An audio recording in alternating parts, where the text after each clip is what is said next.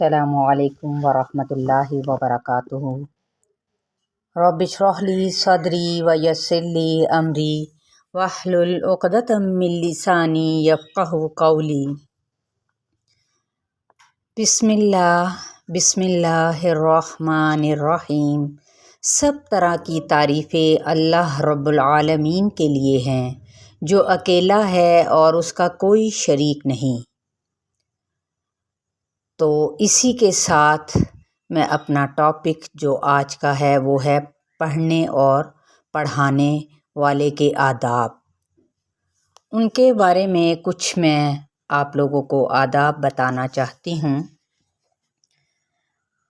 کیونکہ یہ آداب ہر معلمہ کے لیے اور سیکھنے والے کے لیے ضروری ہیں۔ پڑھنے اور پڑھانے کا ادب، اس میں ہم دیکھتے ہیں سب سے پہلے کہ قرآن کے سیکھنے کے لیے ہمیں اپنی ذات سے متعلقہ آداب کو سیکھنا ہوگا، یعنی صفات حمیدہ سے اپنے آپ کو متصف کرنا ہوگا، تاکہ یہ صفات جو ہے ان کی جھلک نظر آئے، جو اپنے آپ کو درجہ کمال تک لے جائے۔ تو اس کے لیے سب سے پہلے کیا کرنا ہوگا؟ نیت خالص کرنا ہوگی۔ اگر ہم کچھ سیکھنے جا رہے ہیں، قرآن کے بارے میں کچھ نالج، کچھ جاننا چاہ رہے ہیں کہ اس کی ادائیگی کیسے کی جائے گی، کس طرح سے ان کے صفات ہوتی ہیں، ان کے قواعد قرآن پاک کے کس طریقے سے ادا کیے جائیں گے یا بیان کیے جائیں گے، تو اس کے لیے ہمیں سب سے پہلے اپنی یہاں پر نیت خالص کرنی ہے، ایک معلم کو بھی اور ایک پڑھنے والے کو بھی، شاگرد کو بھی۔ دل صاف کرنا ہے، ارادے میں سچائی ہو، اخلاق اچھے ہوں اور ظاہری حالت بھی اچھی ہو۔ اخلاق کے لیے کیا بتایا گیا ہے؟ نبی کریم صلی اللہ علیہ وآلہ وسلم کی حدیث کی روشنی میں ہے، اکمل المؤمنین ایمانا احسنہم خلقا۔ مومنوں میں سب سے زیادہ کامل ایمان والے وہ ہیں جو اخلاق میں سب سے اچھے ہوں۔ یعنی ایک معلم کے لیے کیا ہے ضروری کہ وہ اخلاق میں بہترین ہو اور سیکھنے والے کا بھی اخلاق اچھا ہو، پھر اس کے علاوہ ظاہری حالت اچھی ہو۔ لہٰذا یہ جو 5 باتیں ہیں ان کو ہمیں دیکھنا ہوگا۔ سب سے پہلے کیا ہے؟ خالص نیت، اور یہ قرآن سیکھنے والے اور سکھانے والے دونوں پر ہی لازم ہے۔ نیت کیا ہو؟ صرف اللہ کی رضا ہو، کیونکہ رسول کریم صلی اللہ علیہ وآلہ وسلم نے فرمایا ہے کہ اعمال کا دار و مدار نیتوں پر ہے کہ نہیں؟ اور آدمی کو اس کی نیت کے مطابق ہی ملے گا۔ یعنی اگر کسی شخص نے شادی کے لیے ملک چھوڑا تو اس کی یہ ہجرت اسی کام کے لیے ہوگی، یعنی اس کی نیت صرف شادی کرنا تھی، اس نے اپنے ملک کو چھوڑ کر دوسرے ملک کی راہ اختیار کی، تو یہ صرف اس کی نیت صرف اس نے کسی اور مقصد کے لیے نہیں، اسلام کے لیے نہیں، کہ جہاں پہ اسے کفر مل رہا ہو کسی ملک میں اور وہ اس کو چھوڑ کر اسلام کے لیے ہجرت کر جائے، نہیں۔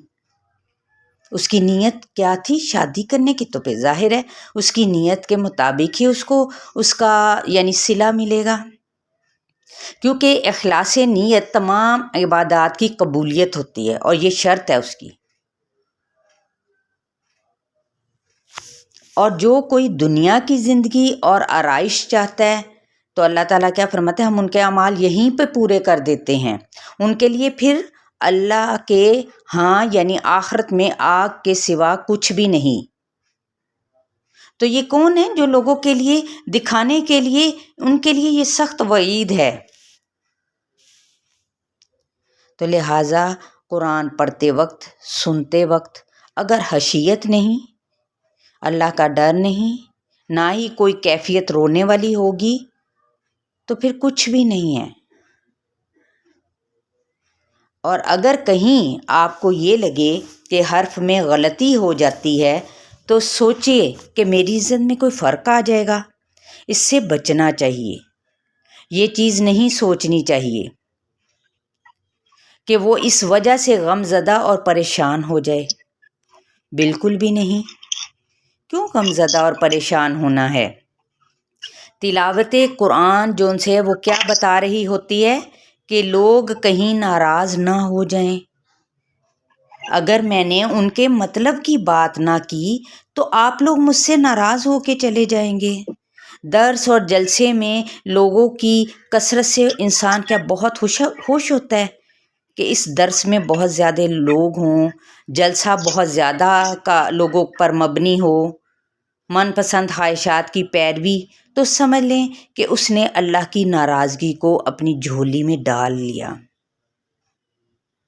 تو ایسی عادات والا لوگوں کے لیے کیا ہے، وہ فتنہ بن جاتا ہے۔ لہٰذا اچھے اخلاق اختیار کریں، کیونکہ ایک قاری قرآن جو کہ قرآن کو پڑھنے والا ہوتا ہے نا، تو اس کے اوصاف کیا ہوتے ہیں، خوبیاں کیا ہوتی ہیں کہ وہ دل کی طہارت ہو اس کے اندر۔ طالب علم کے لیے ہر قسم کی میل کچیل، بغض، کینہ، عداوت اور برے عقیدے سے پاک وہ اپنے آپ کو سب سے پہلے کر لے، تاکہ قرآن کو پڑھنے میں، سیکھنے میں، حفظ کرنے میں اسے آسانی ہو جائے، غور و فکر کرے اور تدبر سے ایسا علم حاصل کرے کہ جس سے اس کے رونگٹے کھڑے ہو جائیں، یعنی اللہ کی خشیت سے اسے سمجھ آئے کہ قرآن ہم سے کیا کہتا ہے۔ پھر دیکھیں اس کا اگلا ادب کہ اللہ کے کلام کی خوب تعظیم کرنا ہے۔ پھر تلاوت قرآن کے وقت اپنے دل کو حاضر رکھنا ہے، سیکھنے کے لیے اپنا پورا دل دماغ حاضر رکھیں۔ لیکن ہم کیا کرتے ہیں، ادھر سے ہم نے آن کیا، ٹھیک ہے، مائک ہمارے بند، اور ادھر سے ہم نے چولہے کا بٹن آن کر دیا، ٹی وی کا بٹن آن کر دیا، موبائل پہ کچھ اور چیزیں آ رہی ہوتی ہیں، یہ سب ٹیکنیک سب کو معلوم ہے، وہ ادھر چلا جاتا ہے، ادھر دوسری چیزوں میں مشغول ہو جاتا ہے۔ تو یہ کیا ہے، شیطانی بہکاوے۔ تو اس کے لیے ہمیں اپنے دل کو حاضر رکھنا ہے، ٹھیک ہے، یہ ہمارا وعدہ ہے، اللہ تعالیٰ سے ہم وعدہ کر کے یہاں پر بیٹھے ہیں نا، کہ انشاءاللہ تعالیٰ، کیونکہ یہ ریمائنڈر آپ لوگوں کو کروایا جا رہا ہوتا ہے، آئیں بیٹھیں اور سیکھیں، یہ تھوڑا سا ٹائم مخصوص کر لیں اپنے لیے، اللہ کے لیے وقف کر دیں، سیکھنے کے لیے خوب اپنے آپ کو کیا ہے، تیار کر لیں۔ تو قرآن کی آیات میں تدبر بار بار دہرایا جاتا ہے کہ غور و فکر کرو، توجہ کرو۔ پھر اس کا اگلا ادب کیا ہے، قرآنی آیات کا خوب فہم حاصل کرو۔ اور اگلا ادب کیا ہے قرآن کا، کہ ایسے امور سے بچے ایک قاری قرآن کہ سوال اگر کوئی کر لے تو وہ رکاوٹوں کا باعث نہ بنے، بلکہ ان رکاوٹوں سے بچ سکے۔ قرآن کے یعنی فہم کی راہ میں رکاوٹ کیا ہوتی ہے؟ نمبر 1 یہی ہوتا ہے نا کہ حروف کی ادائیگی میں تکلف سے کام لینا، کہ بھئی ڈر جاتا ہے انسان کہ مجھے نہ آیا تو یہ میرے ساتھی کیا کہیں گے، یہ یہاں پہ اور بھی بیٹھی ہوئی ہیں تو کیا کہیں گی۔ نہیں، کوئی کسی کو کچھ نہیں کہتا، بلکہ بڑی خوبصورت بات انشاءاللہ تعالیٰ آگے میں ابھی شیئر کرتی ہوں، پہلے میں ان پوائنٹس کو آپ لوگوں کو شیئر کر دوں کہ اور کیا ہے کہ ہر وقت یا پھر نغموں میں لگے رہنا، یعنی ایسی طرزیں نہیں ہوتی جو آج کل دیکھیں، استغفر اللہ، جو نعتیں ہیں نا وہ بھی نغموں کی، گانوں کی طرز پہ،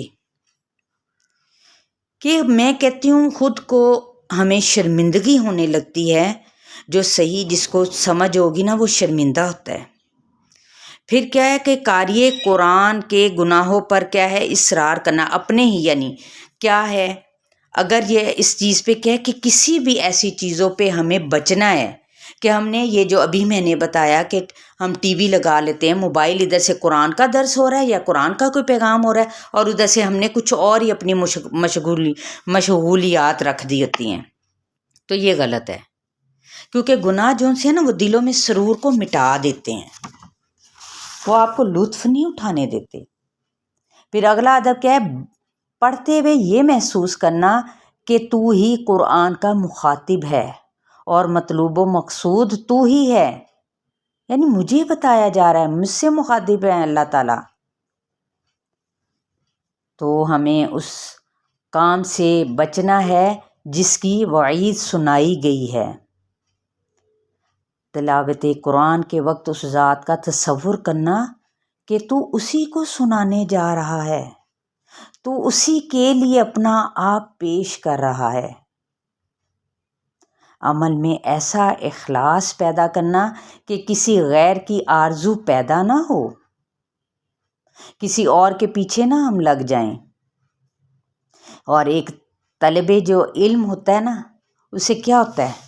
وہ جو طالب علم ہے نا، طلب علم کیا ہے؟ علم کی تلاش کرنا، اور طالب علم کیا ہے؟ جو تلاش کرنے کے لیے نکلتا ہے، پڑھنے کے لیے، سیکھنے کے لیے، جس کو شاگرد کہہ سکتے ہیں۔ وہ سچا ہو اپنے علم میں، اس طلب میں، اور طالب علم اپنا سہارا جو ان سے نا سارا کا سارا وقت اور سہارا اللہ تعالیٰ سے لے، اسی سے مانگے، اور اپنا قیمتی وقت ہے یا سارے کا سارا وقت ہے، وہ تو ظاہر ہے حصول علم میں تو نہیں کوئی بھی لگاتا، اس کے لیے روزگار بھی تلاش کرنا ہے۔ لیکن اگر روزگار بھی وہ اپنے اسی طریقوں پر حاصل کرتا ہے جو اللہ رب العزت نے ہمیں سکھائے ہیں، حق حلال کا طریقہ، تو اگر اپنا وقت اس میں بھی لگاتا ہے تو وہ بھی عبادت شمار ہوتا ہے۔ تو اگر اپنا وہ وقت حصول علم میں صرف کرے تو یہ اس کی کیا ہوگی؟ قوت بدنی۔ تو قوت بدنی کو کیا کرے؟ وہ غنیمت سمجھے، یعنی کیا ہے؟ صحت اور فراغت۔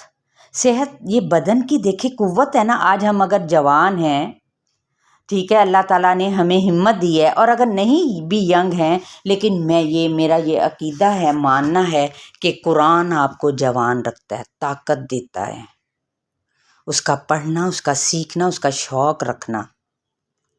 تو نبی کریم صلی اللہ علیہ وآلہ وسلم نے فرمایا ہے کہ 2 نعمتیں ایسی ہیں کہ اکثر لوگ ان کی قدر نہیں کرتے۔ نمبر 1 صحت، اور نمبر 2 فراغت۔ صحیح البخاری میں ہے 6412۔ اس کی وضاحت کیا ہے؟ یعنی لوگ انہیں ضائع کر دیتے ہیں، جبکہ تندرستی کو بیماری سے پہلے اور فرصت کو مشغولیت سے پہلے غنیمت سمجھنا چاہیے۔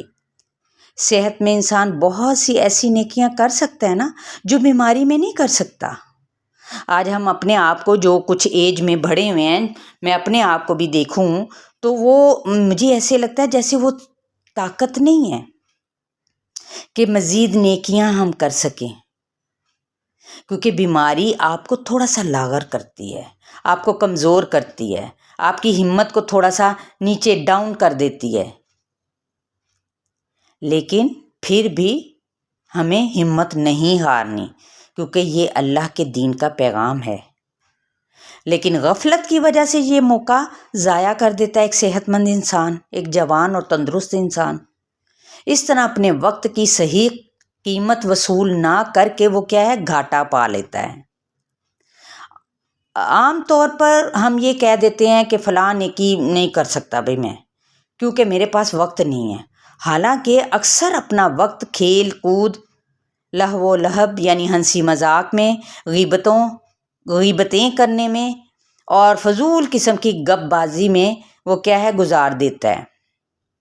یا پھر ایسے لٹریچرز ہوتے ہیں، کہانیاں، افسانے، ناول، وہ سوشل میڈیا وغیرہ کے مطالعے میں ضائع کر دیتے ہیں، جن کا کوئی فائدہ نہیں ہے۔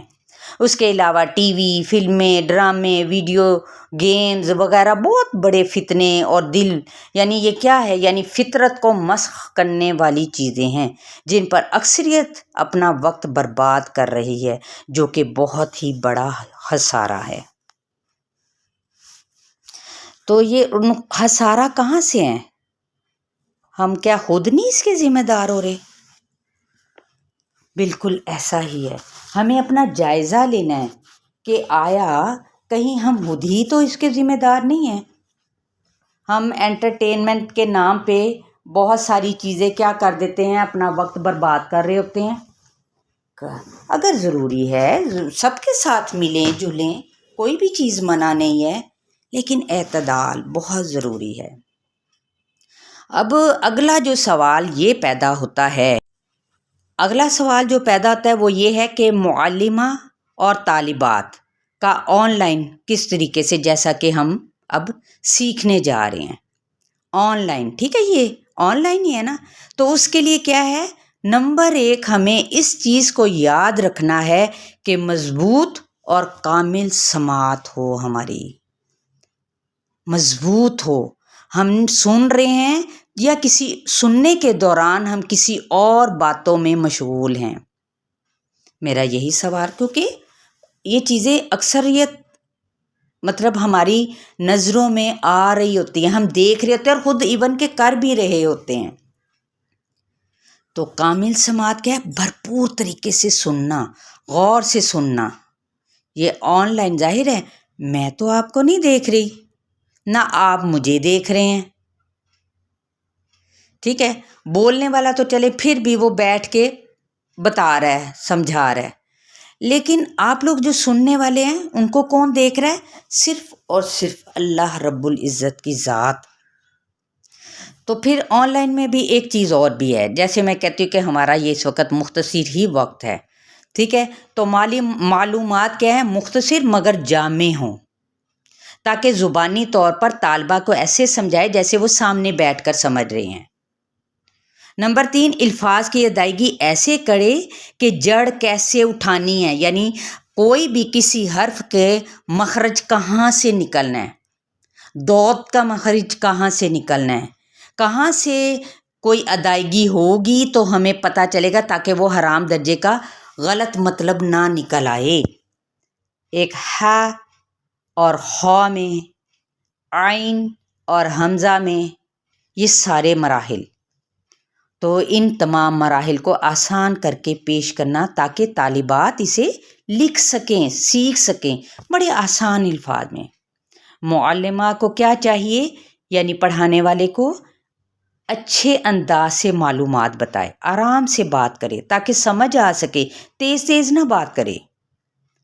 اور ایک معلمہ کے لیے اور کیا ضروری ہے، فوری جواب دینے کی اہل ہو، گفتگو میں تیزی نہ ہو، آرام اور ٹھہراؤ سے سمجھائے تاکہ طالبات کیا ہے یا طالب علم نوٹ کر سکیں۔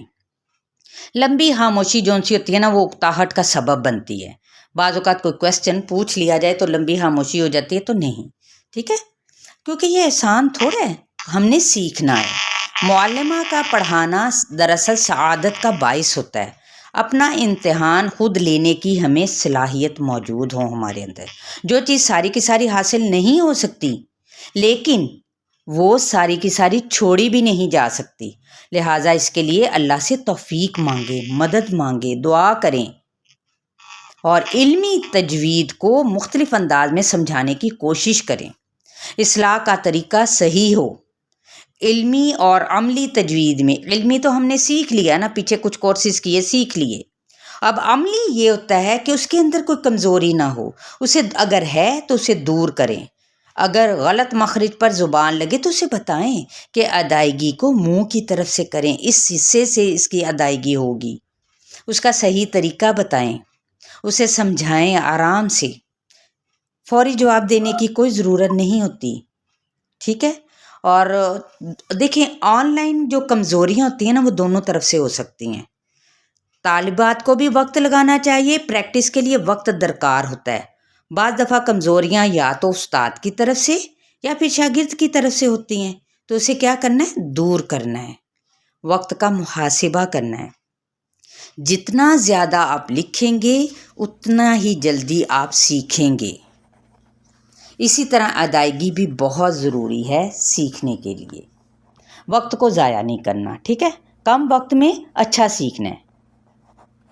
تو طالبات کی جو ذمہ داریاں ہیں وہ کیا ہیں اب، مثال کے طور پر گروپ کا لنک بھیج دیں آپ، اگر ایک طالب علم ہے یا طالبات ہیں تو وہ کیا کرے، گروپ کا لنک بھیج دیں، صحیح سننے والا بننا ہے، اسے سنجیدہ ہو کر پڑھنے والے بننا ہے، یومیہ مشق کرنی ہے، جو لیسن دیا جائے اسے ہر روز یاد کرنا ہے، ساتھ ساتھ بہت اچھے سے پریکٹس کرنا، کثرت سے پڑھائی کرنا، اپنی غلطی کی اصلاح کرنا، مشق کرنے والا اچھا پڑھنے والا بننا ہے۔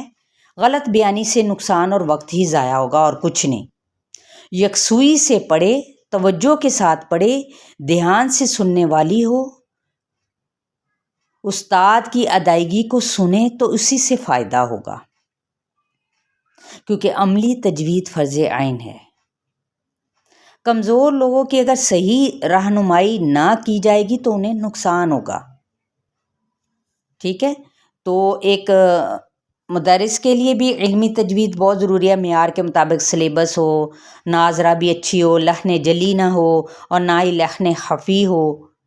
وقت نہیں ملا تو محروم رہ گئے، وہاں پتہ چلتا ہے کہ آپ کتنے اچھے استاد ہیں، کیونکہ کامیاب استاد وہ ہوتا ہے جو کمزور کو اوپر اٹھائے، جو نہیں پڑھنا آ رہا جس کو، اسے سمجھائے اور اسے اس لیول تک سٹیپ بائی سٹیپ لے کر آئے، ٹھیک ہے؟ اجر کی نیت سے اسٹوڈنٹس پر محنت کریں، ذوق و شوق کے ساتھ۔ محنت کبھی بھی یاد رکھیں رائے گاہ نہیں جاتی، بے شک استقامت میں ہی کرامت ہے۔ اب آپ دونوں کے شوق کا جو مطالبہ ہے وہ ہے سیٹ کرنا، وہ آپ نے سیٹ کر لینا ہے۔ وقت پر اگر درس شروع کرنا ہے تو وقت پر ہی ختم کرنا ہے۔ معلمہ اور طالبہ کا موبائل کا ٹائم دونوں کا سیم ہو، یہ نہیں ادھر سے ٹائم دے دیا گیا ہے کہ آپ اس ٹائم میں جوائن کریں اور ادھر سے آپ آرام سے، اچھا میں بچوں کو ناشتہ دے رہی تھی، اچھا میں بچوں کو کھانا بنا کے اچھا وہ میرے وہ شوہر کے آنے کا ٹائم ہو گیا۔ اچھا آپ سارے کام مینیج کر سکتے ہیں، اللہ تعالیٰ نے عورت کو بڑی صلاحیتیں دی ہیں، یقین کریں وہ سارے کام مینیج کر لیتی ہے۔ جب وہ پڑھانے جاتی ہے تو گھر آ کے سنبھال لیتی ہے، فوراً کھڑی ہو جاتی ہے۔ جب وہ ڈاکٹر ہوتی ہے تو وہ آ کے پھر مینیج کر لیتی ہے، وہ پھر بھی اپنے گھر والوں کو دیکھتی ہے، کیونکہ اس کے اوپر دوہری ذمہ داریاں ہوتی ہیں۔ کوئی آفس میں جاتا ہے تب بھی، تو لہٰذا جو ان سے روزانہ کی مشق کرنی ہے، اس میں کوئی اگر کمی ہے تو اگلا سیشن کلاس روک لی جائے۔ طالبہ کیا کرے، کلاس میں سنجیدگی دکھائے، دوران تعلیم ایک دوسرے کو راحت پہنچائے، طالبہ اور معلمہ۔ گفتگو میں دونوں کی طرف سے شور نہ ہو، یہ مین پوائنٹس تھے۔ گفتگو میں دونوں کی طرف سے یعنی مائک نہ کھلے رہیں، یہ آن لائن کی میں بتا رہی ہوں نا، تو شور نہ ہو۔ مجبوری ہے اگر تو پھر صبر کر لے، بات چیت اگر کرنی ہے تو وہ الگ وقت ڈیسائیڈ کریں۔ اگر اسی طرح کسی طالبہ کی طبیعت ٹھیک نہیں تھی تو کلاس میں عافیت پوچھ سکتے ہیں، اس کی خیر و عافیت پوچھی جا سکتی، بہت یعنی کم وقت لگا کر۔ تو لہٰذا کسی بھی معاملے میں شرم محسوس نہ کریں۔ اور ایک اور بات، طالبات کو زیادہ سے زیادہ قرات کا موقع دیا جائے، خود ہی نہیں پڑھ پڑھ کے بس آگے فارغ ہو جائے، نہیں، طالبات کو پڑھنے کا موقع دینا چاہیے تاکہ ان کی اصلاح ہو سکے اور کبھی جھجکیں نہ، ہینڈ ریز کریں، سب مائک ایک ٹائم میں مت کھولیں، ہینڈ ریز کر لیں، تو انشاءاللہ تعالی میرے خیال میں کوئی بھی تنگی انشاءاللہ کبھی بھی نہیں ہوگی۔ تو یہاں پر ہمارا ٹائم بھی ختم ہونے والا ہے۔ میں صرف یہ کہہ دوں، پہلے میں یہاں پہ سلام کرتی ہوں پھر بات کرتی ہوں جی۔ سبحانک اللہم و بحمدک نشہد ان لا الہ الا انت نستغفرک ونتوب الیک۔ سبحان ربک رب العزۃ عما یصفون وسلام علی المرسلین والحمد للہ رب العالمین۔ الہی آمین ثم آمین۔ السلام علیکم ورحمۃ اللہ وبرکاتہ۔ وعلیکم السلام ورحمۃ اللہ وبرکاتہ۔